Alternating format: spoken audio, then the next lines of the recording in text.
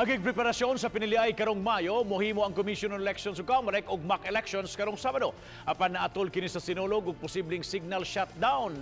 Unsa kaha ang posibleng resulta nini? Anang report ni Nico Serino.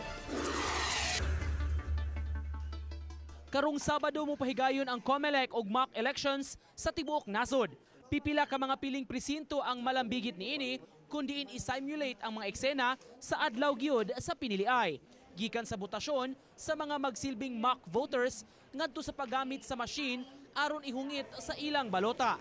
Ngadto na mismo sa pag-transmit sa resulta sa city o sa Municipal Board of Canvassers hangtod na sa probinsya ug sa national level. Parang election. May mga balota, may machines. May machines, may counting machines, may canvassing machines sa city, may canvassing machines sa provincial board. And then mayroon ding machines doon na nagtatanggap ng results sa national. Apan ang hagit nga atubangon sa Comelec 7 ang makalihukan atol sa Fiesta Senior karong Sabado.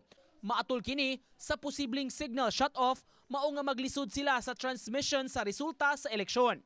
Dinhi sa rehiyon, napiling muhimo sa mock elections ang tag-usa ka presinto sa Barangay Mabolo ug Barangay Lusaran, Cebu City.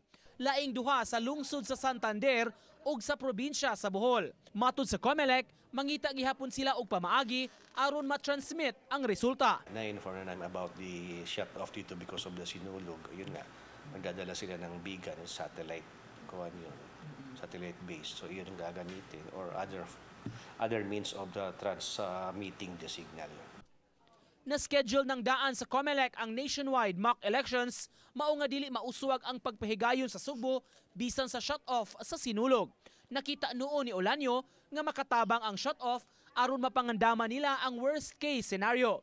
Usa sa ilang gamiton aron makatransmit sa resulta ang satellite communication, inay ang pag-transmit gamit ang cell site signals. Kaya nga medyo parang blessing in disguise din na walang signal kasi para matesting talaga natin na in case na walang signal during the election, no?